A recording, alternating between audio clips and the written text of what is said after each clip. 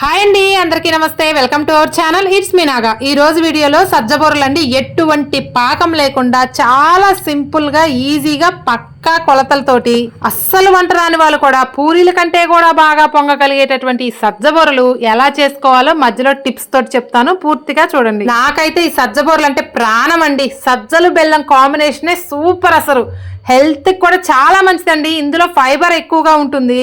అలాగే రోజంతా కూడా చాలా హుషారుగా ఉత్సాహంగా ఉంటాం. ఈ సజ్జలు తినటం వల్ల చాలా స్ట్రాంగ్ గా ఉండి గుండెపోటు, బెయిన్ స్ట్రోకు, మధుమేహం, ఊబకాయం, అబ్బబ్బబ్బబ్బా ఎన్నో రోగాలకు చెక్ పెట్టేయచ్చండి. అలాగే కండరాలకు శక్తినిచ్చి ఎముకలు దృఢంగా ఉండేలా చేస్తుంది. మన బాడీలో రోగనిరోధక శక్తి కూడా పెంచుతుందండి ఈ సజ్జలు. వెనకటి వాళ్ళు సజ్జలు, జొన్నలు, రాగులు ఇలాంటి మిల్లెట్స్ తినటం వల్లే అంత స్ట్రాంగ్ గా ఉన్నారు. మనమే ఉందండి అంత పాలిష్ రైస్లు. అందుకేనండి ఈరోజు సజ్జ బుర్రలతోటి మీ ముందుకు వచ్చాను. చాలా సింపుల్ గా ఈజీగా చేసేసుకోవచ్చు. ఇంకెందుకు ఆలస్యం చేయకుండా రెసిపీలోకి అయితే వెళ్ళిపోదాం.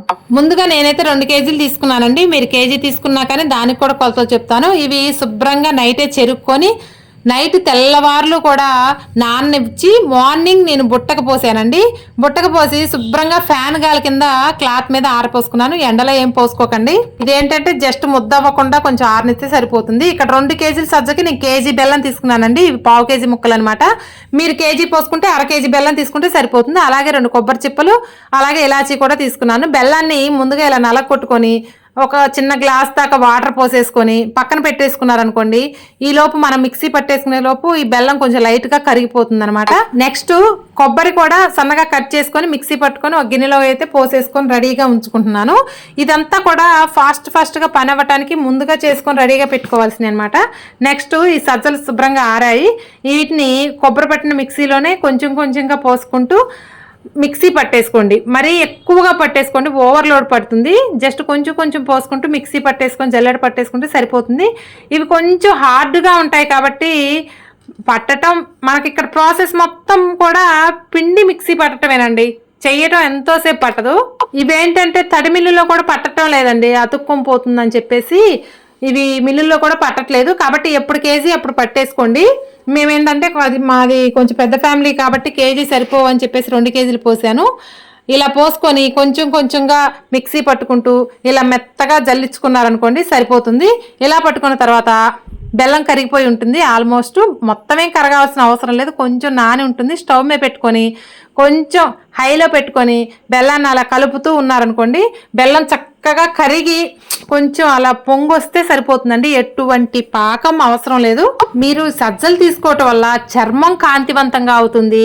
హెయిర్ లాస్ ఉన్న వాళ్ళకి కూడా హెయిర్ గ్రోత్ బాగా పెరుగుతుందండి. ప్రతి ఒక్కళ్ళు కూడా సజ్జలు, జొన్నలు ఇలాంటివి మన డైలీ లైఫ్లో యాడ్ చేసుకుంటూ ఉండాలి. నెక్స్ట్ ఇలా బెల్లం కరిగితే సరిపోతుందండి. చూస్తున్నారు కదా, నేను ఎటువంటి పాకం రానివ్వలేదు. ఇక స్టవ్ ఆఫ్ చేసేసుకొని నేనేం చేస్తున్నానంటే ఈ బెల్లం నీళ్ళలోనే డైరెక్ట్గా పిండిపోయకుండా ఆ బెల్లం నీళ్ళను ఒక గిన్నెలోకి తీసుకున్నాను. ఇప్పుడు నేను ఖాళీ గిన్నెలో పోస్తున్నానండి. పాకం వేరే గిన్నెలో తీసుకొని ఖాళీ గిన్నెలో మనం తీసుకున్నటువంటి పిండి మొత్తం పోసి ఆ పిండిలో, ఇక్కడేనండి నేను టిప్ చెప్తా అన్నది, ఆ పిండిలోనే బెల్లం వాటర్ పోస్తున్నాను. ఎందుకు ఇలా పోస్తున్నానంటే కొంచెం లూజ్ అయిందనుకోండి, మనం మిక్సీ పట్టాం కదా, కొంచెం వర నూక మిగులుతుంది. అప్పుడు కొంచెం లూజ్ అయిందనుకోండి, మనం ఏ పిండి పోస్తాం. కాబట్టి ఇది పాకంతో పని లేదు కాబట్టి ఇలా చేసేసుకోవచ్చు అనమాట. పిండిలోనే బెల్లం కరగబెట్టి ఆ వాటర్ పోసేసుకోవచ్చు. ఇక్కడ నేను నూగులు, అలాగే మనం ఇలాచీ పౌడరు, ఇలాచి తీసుకున్నాం కదా, దాన్ని కూడా కొంచెం పంచదార వేసి మిక్సీ పట్టారనుకోండి ఇలా మెత్తగా అవుతుంది. ఇందులోకి మనం తీసుకున్నటువంటి ఎండు కొబ్బరి పొడి, ఇది సపరేట్గా నేతిలో వేయించుకోవచ్చు. ఇలా డైరెక్ట్గా వేసినా కూడా మన డీప్ ఫ్రై అవుతుంది కాబట్టి ఏం అవసరం లేదు నేతిలో కూడా. నెక్స్ట్ ఇంకొక ఐటెం ఏంటంటే నూగులు.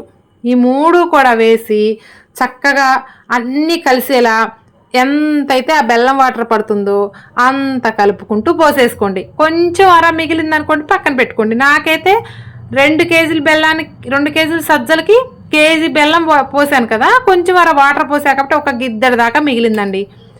కాబట్టి మీరు అలా చూసుకుంటూ పోసుకున్నారనుకోండి పర్ఫెక్ట్గా వస్తాయి. అసలు ఫెయిల్ అయ్యే సమస్య లేదండి.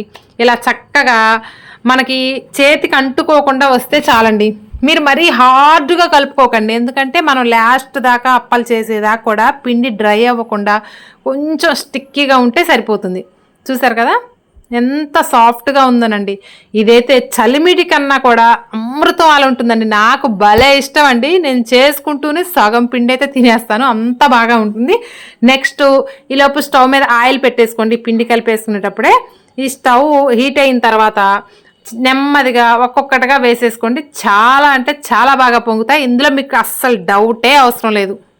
చూస్తున్నారు కదా, మీరు యాదమరపుగా వేసినా కానీ వద్దన్నా పొంగుతాయండి. అంత చక్కగా పర్ఫెక్ట్గా వస్తాయి సజ్జబొరలు. ఏంటి ఇందాక రెడ్ కలర్ కళాయి పెట్టింది, ఇప్పుడు బ్లాక్ కలర్ కళాయి పెట్టింది అనుకుంటున్నారు కదా, అది మందంగా ఉండి హీట్ సరిగా రావట్లేదండి. అందుకే నేను చిన్న కళాయి, పల్చటి కళాయి పెట్టుకుంటే చక్క అయిపోతాయండి. అసలు నాకు 1 అవర్లో పిండి జల్లెడ పట్టడం అన్నీ కూడా ఒక్కళ్ళే సింపుల్గా చేసేసుకోవచ్చండి. చూస్తున్నారుగా, పొంగని బూర లేదండి, అంత బాగా పొంగాయి. చాలా టేస్ట్ కూడా అమృతం ఉన్నట్టున్నాయండి. ఇంత మంచి టేస్ట్ ఉన్నటువంటి హెల్తీ ఐటమ్స్ వదిలిపెట్టి ఏవేవో తినేస్తున్నాం మనం బయటవన్నీ కూడా. ఈ సజ్జలు అయితే హెల్త్కి చాలా మంచిదండి, అస్సలు వదలకండి. టేస్ట్ కూడా డిఫరెంట్గా సూపర్. అసలు ఇది నచ్చని వాళ్ళంటూ ఉండరండి. లోపల చూసారు కదా, పిండి ఏమి లేకుండా చక్కగా పొంగి పైన క్రిప్సీగా లోపల సాఫ్ట్గా ఎంత బాగున్నాయంటే అంత బాగున్నాయండి. నేను చేస్తూనే ఒక 6-7 దాకా తినేసానండి సజ్జబొరలు. అంత టేస్టీగా ఉంటాయండి. మీరు కూడా తప్పకుండా ట్రై చేస్తారు కదా. మళ్ళీ చెప్తున్నాను, కేజీ సజ్జలకి 1/2 కేజీ బెల్లం, ఎటువంటి పాకం అవసరం లేదు. ఇదండి ఈరోజు వీడియో నచ్చితే లైక్ చేయండి, ఎలా ఉందో కామెంట్ చేయండి. థ్యాంక్ యూ అండి, thank you for watching. Bye bye.